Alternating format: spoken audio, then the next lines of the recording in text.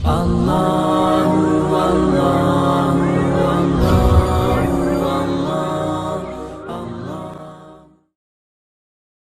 الحمد لله نحمده ونستعينه ونستغفره ونعوذ بالله من شرور أنفسنا ومن سيئات أعمالنا من يهده الله فلا مضل له ومن يضلل فلا هادي له وأشهد أن لا إله إلا الله وأشهد أن محمدا عبده ورسوله أرسله بالحق بشيرا ونذيرا أما بعد فإن خير الحديث كتاب الله وخير الهدي هدي محمد صلى الله عليه وسلم فإن خير الأمور عوازمها وشر الأمور محدثاتها وكل محدثة بدعة وكل بدعة ضلالة وكل ضلالة في النار.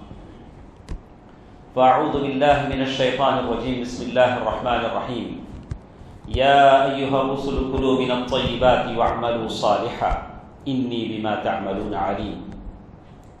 محترم حضرات، پردہ نشین خواتین، ماں اور بہنوں، نوجوان ساتھیوں، چھوٹے بچوں، تمام تعریفیں اللہ تعالیٰ کے لیے ہیں جو ہم تمام کا خالق ہے، مالک ہے. اسی اللہ نے مجھے اور آپ کو بتلایا ہے کہ اس دنیا میں کیا حلال ہے، کیا حرام ہے. اسی اللہ تبارک و تعالیٰ نے حلال چیزوں کی فہرست بھی بتا دی اور کہا احل لکم، تمہارے لیے سمندر کا شکار حلال کیا گیا. یعنی بالکل ساری چیزیں تفصیل سے اللہ تبارک و تعالیٰ نے بتا دی. اس اللہ کا بے انتہا شکر و احسان ہے. پھر درود و سلام ہو میرے اور آپ کے پیارے نبی محمد مصطفیٰ صلی اللہ علیہ وسلم پر، جنہوں نے بڑی تفصیل کے ساتھ یہ چیزیں بتلا دی. آپ اللہ کے احکام کو مفصل بیان فرماتے تھے، تفصیل کے ساتھ بیان فرماتے تھے، اور یہاں تک کہا لیلھا کنہارھا، میں نے ایسی شریعت تمہارے سامنے رکھ دی جس میں کوئی کنفیوژن نہیں، کوئی شبہ نہیں، کوئی ڈاؤٹ نہیں، کوئی سر پیٹنے کی ضرورت نہیں. شریعت بالکل کلیئر ہے، صاف ہے. وَمَنْ يَتَّقِ اللَّهَ يَجْعَلْ لَهُ مَخْرَجًا، لیکن شرط ہے کہ اللہ سے ڈر کر جو چلے گا اللہ اس کے لیے راستے کھول دے گا. دوستوں عزیزوں، ماں اور بہنوں، میں نے قرآن مجید کی ایک آیت آپ کے سامنے تلاوت کی. دراصل اس آیت کا تعلق ایک بڑے حدیث سے ہے. ابو ہریرہ رضی اللہ تعالی عنہ اس حدیث کے راوی ہیں. حدیث صحیح ہے. عبد الرحمن بن صخر، جن کا نام ہے الدوسی، ابو ہریرہ رضی اللہ تعالی عنہ کہتے ہیں اللہ کے نبی صلی اللہ علیہ وسلم، میرے اور آپ کے پیارے نبی محمد مصطفیٰ صلی اللہ علیہ وسلم نے ارشاد فرمایا ان اللہ طیب لا يقبل الا طیبا، بے شک اللہ تعالیٰ بالکل پاک ہیں. پاک کا کیا مطلب ہے؟ اللہ تبارک و تعالیٰ کے اسماء والصفات، اللہ تعالیٰ کے سارے نام اچھے ہیں. وَلِلَّهِ الْأَسْمَاءُ الْحُسْنَى فَادْعُوهُ بِهَا وَذَرُوا الَّذِينَ يُلْحِدُونَ فِي أَسْمَائِهِ، اللہ تعالیٰ کے اچھے اچھے نام ہیں، ان ناموں کا وسیلہ لے کر دعائیں کرو. اللہ سے رزق مانگتے ہو تو کہو یا اللہ تو رزاق ہے، مجھے رزق عطا فرما. اپنے خاندان کے جھمیلوں جھگڑوں سے نجات چاہتے ہو، بیوی میں کھٹپٹ ہو گئی ہے، بچوں سے نافرمانی کا اندیشہ ہے، تو اللہ کے اچھے اچھے نام لے کر دعا کرو کہ یا اللہ تو فتاح ہے، یا اللہ تو وکیل ہے. حسبنا اللہ ونعم الوکیل. لوگ دنیا کے وکیلوں کے پیچھے بھاگتے ہیں، ہم اسی وکیل کو جانتے ہیں. حسبنا اللہ ونعم الوکیل، جو سارے معاملے سلجھا دیتا ہے، جو ساری بگڑی بنا دیتا ہے، اس اللہ کو یاد کرو. یہ اچھے اچھے نام ہیں. ان اللہ طیب، اللہ تبارک و تعالیٰ طیب ہے. اچھے ناموں کو یاد کرو. وَلِلَّهِ الْأَسْمَاءُ الْحُسْنَى، اللہ تعالیٰ کی جو صفات ہیں تمام صفات بالکل کامل ہیں، اس میں کسی طرح کا کوئی نقص نہیں ہے. ان چیزوں کو یاد کرو، ان کو سمجھو، ان کے تقاضوں کو پورا کرنے کی کوشش کرو. لا يقبل الا طیبا، اللہ تبارک و تعالیٰ صرف حلال چیز ہی کو قبول کرتا ہے. ایسا نہیں ہوگا کہ میں حرام ذرائع سے مال کما لوں، لوگوں پر ظلم زور زبردستی کر کے میں مال کما لوں، اپنی بہنوں کو اپنے بھائیوں کو وراثت سے محروم کر کے ان کی جگہ ہتھیا لوں، گھر پر سارا قبضہ کر لوں۔ ایسے ہی ہوتا ہے، باپ مر جاتا ہے، اکیلا بیٹا ہے، سارا گھر پر قبضہ کیا ہوا ہے، بہنوں کو حصہ نہیں دیتا، بولا کہ میں کیا کروں، میں کچھ نہیں کر سکتا ہوں۔ سبحان اللہ، یہ حرام ہے، یہ حرام ہے۔ اللہ کے نبی صلی اللہ علیہ وسلم کے صحابی مغیرہ بن شعبہ رضی اللہ تعالیٰ اللہ کے نبی صلی اللہ علیہ وسلم کے پاس آتے ہیں۔ جاہلیت کے زمانے میں اپنے ساتھ جتنے لوگ تھے قبیلہ اسلم کے، کچھ لوگوں کو انہوں نے قتل کر لیا، ان کا سارا مال لوٹ کر اللہ کے نبی صلی اللہ علیہ وسلم کے پاس پہنچ گئے، اسلام لا لیا۔ اللہ کے نبی صلی اللہ علیہ وسلم نے کیا کیا؟ دیکھو تمہارا اسلام ہم قبول کر لیتے ہیں، البتہ یہ جو مال ہے یہ لوٹ کا مال ہے، اس کو ہم قبول نہیں کریں گے۔ اللہ اکبر۔ تو معلوم یہ ہوتا ہے کہ 100 چوہے کھا کے بلی حج کو چلی والا جو معاملہ ہے، اس سے بچنے کی کوشش کریں۔ بھلے مفتی فتویٰ دے دے، وَإِنْ أَفْتَاكَ الْمُفْتُونَ، فتویٰ دینے والے فتویٰ دے دیں کہ یہ کاروبار حلال ہے، یہ جو تم نے کیا یہ حلال ہے، لیکن حلال نہیں ہو سکتا۔ کسی مفتی کا فتویٰ حرام کو حلال نہیں کر سکتا۔ وَإِنْ أَفْتَاكَ الْمُفْتُونَ، اللہ کے نبی صلی اللہ علیہ وسلم کے خادم ہیں، اللہ کے نبی صلی اللہ علیہ وسلم کی سواری کو کجوا وہ سیٹ باندھتے ہیں، نبی اکرم صلی اللہ علیہ وسلم کے سواری کو چارہ کھلاتے ہیں۔ اچانک کوئی تیر آتا ہے، شہید کیسے ہوتا ہے؟ اللہ کے نبی صلی اللہ علیہ وسلم کے جانور کو چارہ کھلا رہا ہے، اچانک کوئی تیر آتا ہے، جان نکل جاتی ہے۔ لوگ کیا کہیں گے؟ لوگ اللہ، نبی کے جانور کو چارہ کھلا رہا تھا، تیر سے مر گیا، شہید ہے۔ شہادت کا صحابہ نے کہا اللہ کے نبی صلی اللہ علیہ وسلم نے فرمایا کہ نہیں، بھلے نبی کے جانور کو چارہ کھلا رہا تھا، بھلے نبی کا خادم تھا، بھلے نبی کے کام کاج کرتا تھا، الشملہ، لیکن وہ شملہ جو اس نے مال غنیمت میں چرایا تھا وہ آگ بن کر اسے جلا رہا ہے۔ سبحان اللہ۔ میں تمام لوگوں سے کہوں گا جو کسی کا حق ہتھیا چکے ہیں، کسی کے حق پر انہوں نے قبضہ کر لیا ہے، پہلے بہنوں کا حق ہو، بھائی کا حق ہو، باپ کا بیٹوں کا حق ہو، یا بیٹوں کا باپ کا حق ہو، اس سے پہلے کہ لوگ آج دھڑا دھڑ مر رہے ہیں۔ ظہر کی نماز کے لیے لوگ آ رہا ہے اپنے پیروں پر، عصر کی نماز کو اس کا جنازہ مسجد میں آ رہا ہے، اس سے پہلے اپنا حق وہ دور کر لے۔ چلیے ہم سنتے ہیں اللہ کے نبی صلی اللہ علیہ وسلم کی وہ حدیث، ان اللہ طیب لا يقبل الا طیبا۔ اللہ کے نبی صلی اللہ علیہ وسلم نے کہا کہ اللہ اچھے چیزوں کو قبول کرے گا۔ حرام سے دولت کما لو، پھر اس کے بعد صدقہ و خیرات کرنے لگو تو اللہ اس کو قبول نہیں کرے گا۔ جہاں سے وہ مال آیا ہے اس کو وہی جانا ہے، اس کو وہی جانا ہے۔ جیسے سارے ہیں خوب مال کما لیا، اب عمرے حج پتہ نہیں خیرات لنگر پتہ نہیں کیا کیا لگانے لگے، بولا کہ اب میں بہت اچھا ہو گیا۔ تو ایک اور 100 چوہے کہا کہ بلی حج کو چلے، بولا کہ یہ چیز نہیں ہے، کہا کہ لا يقبل الا طیبا۔ اور پھر اللہ کے نبی صلی اللہ علیہ وسلم فرماتے ہیں کہ ان اللہ امر المؤمنین، اللہ تعالیٰ مومنوں کو حکم دیتا ہے۔ مومن کون ہے؟ آپ ہے اور میں ہوں، یا اللہ تعالیٰ کی وہ سارے مسلمان مومن بندے ہیں انشاءاللہ، سب کو اللہ تعالیٰ کا حکم ہے۔ بما امر بہ المرسلین، اللہ تعالیٰ نے رسولوں کو جو حکم دیا، کیا حکم دیا؟ یا ایھا الرسل کلوا من الطیبات واعملوا صالحا، اے رسولو حلال چیزیں کھاؤ، کلوا من الطیبات، پاک چیزوں سے کھاؤ، پاک کمائی سے کھاؤ، واعملوا صالحا، نیک عمل کرو، انی بما تعملون علیم، جو کچھ تم کر رہے ہو میں اسے جان رہا ہوں۔ اللہ تعالیٰ نے یہی حکم نبیوں کو دیا۔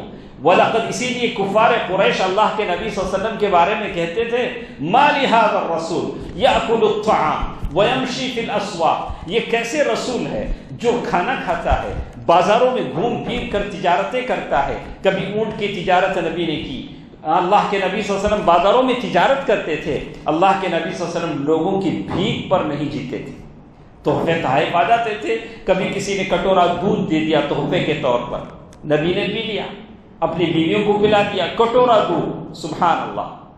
تو بات یہ کہی گئی نیک حلال کاروبار کرو، حلال چیزوں سے کمائی کرو، حلال چیزیں کھاؤ، کلوا من الطیبات واعملوا صالحا۔ پھر نبی کریم صلی اللہ علیہ وسلم نے ایک آدمی کا ذکر کیا، ثم ذکر، پھر اللہ کے نبی صلی اللہ علیہ وسلم نے ایک آدمی کا ذکر کیا، یطیل السفر، بڑے لمبے سفر پر ہے، اشعث اکبر، اس کے بال پراگندہ ہیں، اور وہ اللہ تعالیٰ سے دعا کر رہا ہے، یا رب مطعمہ حرام، ملبسہ حرام، مشربہ حرام، فأنا یستجاب لہ، کہہ رہے ہیں کہ اس کا کھانا حرام کا ہے، اس کا پینا حرام کا ہے، اس کے پہنے کپڑے حرام کے ہیں، اب اس کی دعا کیسے قبول ہو سکتی ہے؟ رجل یطیل السفر اشعث اکبر، ملبسہ حرام، مشربہ حرام، ملبسہ حرام، وہ کہہ رہا ہے، رب کی دعائی دے رہا ہے، لیکن کیسے قبول؟ میں سوچتا ہوں، کبھی آپ نے بھی سوچا ہوگا کہ ہمارے جو باپ یا دادا نانا جو کمائی کرتے تھے، بالکل مختصر سی تنخواہ ہوتی تھی، سارا کنبہ قبیلہ جیتا تھا، گھر میں آج کی طرح فیملی پلاننگ والے بچے نہیں ہوتے تھے، 12 10 بچے ہوتے تھے۔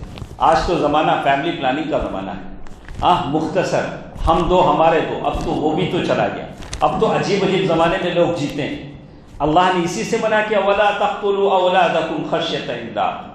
ہم لوگ تو سنجیدگی سے اگر اللہ اولاد پیدا کرنے لگے تو یہ سارے کفر کے قلعے مسمار ہو جائیں، یہ لوگ ہم اور بھی چیخنے چلانے لگیں اگر مسلمان سنجیدگی سے اللہ کی اس وعدے پر یقین رکھے۔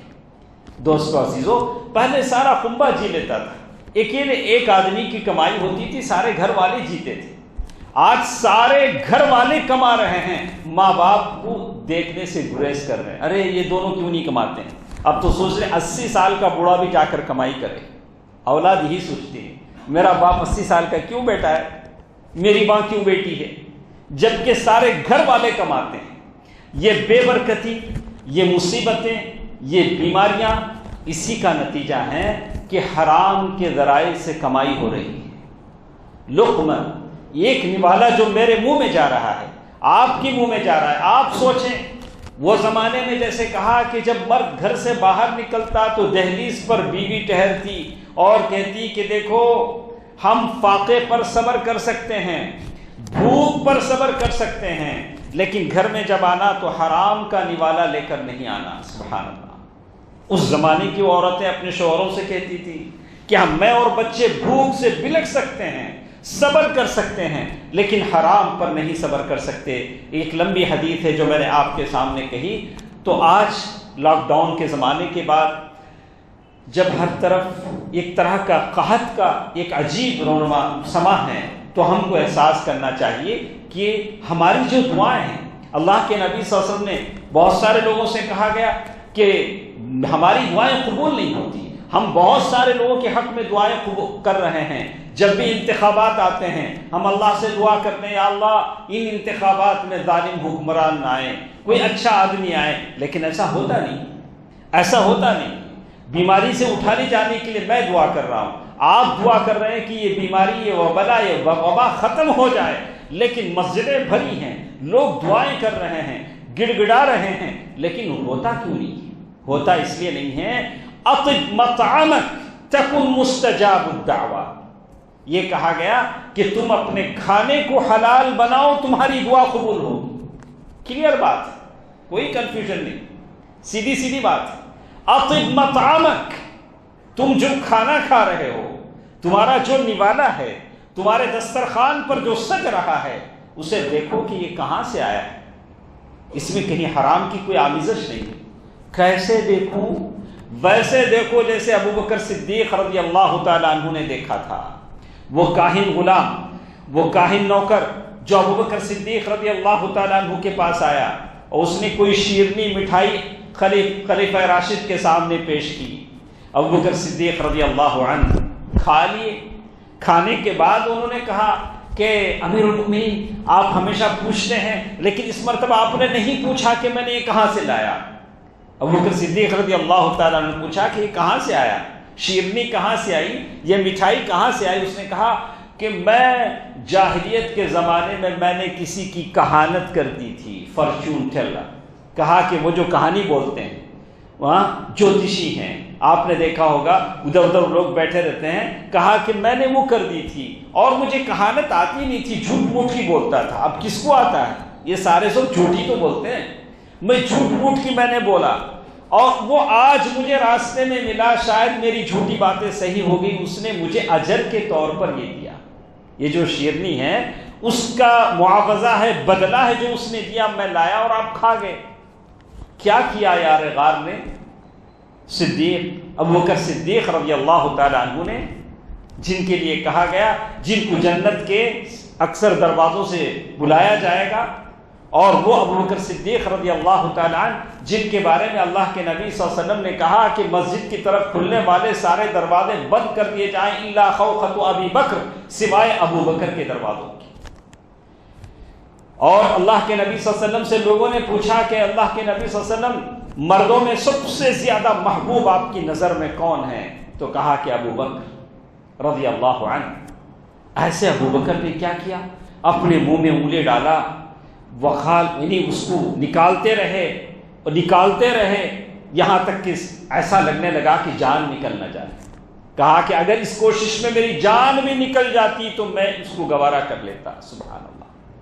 دوستو عزیزو، آج مجھے اور آپ یہی دیکھنا ہے کہ اللہ تبارک و تعالیٰ نے جو چیزیں حلال کی ہیں ان چیزوں کو ہم تلاش کریں، لیکن ایک بات میں بتا دوں کہ حلال کمائی صبر چاہتی ہے۔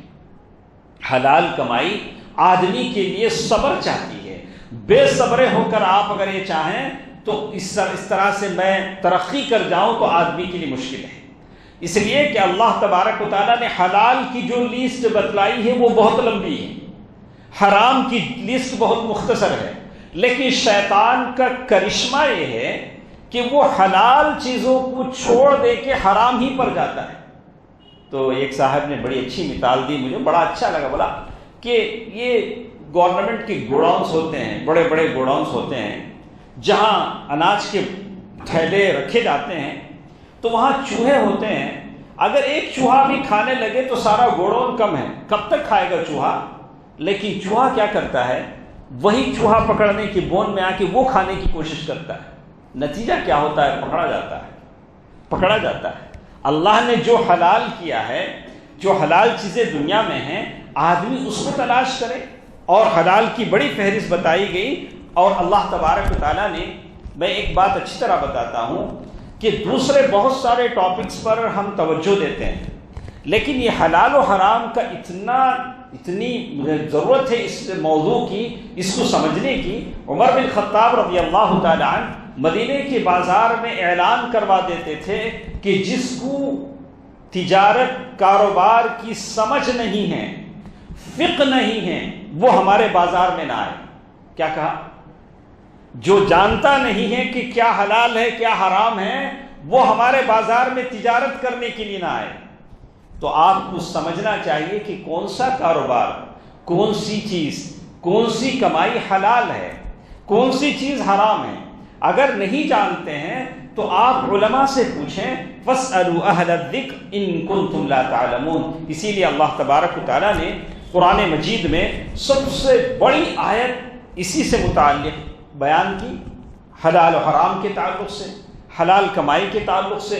قرآن کی سب سے بڑی آیت اسی سے متعلق ہے، جس کے بارے میں ہم غفلت برتتے ہیں۔ آج ہم میں سے کتنوں کو پتہ ہے کہ ہمارے برتنوں میں جو نوالے آتے ہیں، ہمارے حلق کے نیچے جو گھونٹ کا پانی اترتا ہے، جس میں کتنا حلال ہے۔ میرے نبی صلی اللہ علیہ وسلم نے فرمایا کہ ہر وہ جسم جو حرام کے نوالے سے پلتا ہے اس کی بہترین جگہ جہنم ہے۔ اللہ اکبر۔ تو معلوم یہ ہوا کہ وہ جنت میں تو وہ جسم جائے گا نہیں۔ چلو اللہ نے اگر اس کو معاف کر دیا تو اس جسم کو جلایا جائے گا جو حرام کی جسم سے پلا ہے، اور پھر اللہ تبارک و تعالیٰ اس کا دوسرا جسم اللہ تبارک و تعالیٰ پیدا کریں گے۔ تو معلوم یہ ہوتا ہے کہ آدمی ان تمام چیزوں کو جانے کہ کیسے وہ حلال کمائی کر سکتا ہے اور کیا اس کے اصول و ضوابط ہیں جس کے ذریعے سے وہ حلال کمائی اختیار کر سکتا ہے. تو اللہ کے نبی صلی اللہ علیہ وسلم نے حدیث میں پوری طریقے سے بتا دیا ان الحلال بین وان الحرام بین وبینہما امور مشتبہات. کہا کہ حلال واضح ہے، حرام واضح ہے، کلیئر ہے، اس کے بیچ میں کچھ مشتبہات چیزیں ہیں. آپ کاروبار ہی کرنا چاہتے ہیں، تجارت ہی کرنا چاہتے ہیں، ایسی چیزوں کا کاروبار کریں جس کو آپ اچھی طرح جانتے ہیں. تو اس سے معلوم ہوتا ہے کہ حلال کمائی حاصل کرنا کتنا ضروری ہے. دنیا میں جینا ہے، دنیا میں جینے کے لیے آپ کو کمائی کرنی پڑے گی. ایسا تو نہیں ہوگا کہ میں گھر بیٹھے رہوں ساری چیزیں، اب تو آسمان سے کوئی دسترخوان نازل ہو، یہ تو سوال نہیں ہے. آپ کو محنت کرنی پڑے گی، جیسے میرے نبی صلی اللہ علیہ وسلم اور صحابہ کرام محنت کرتے تھے.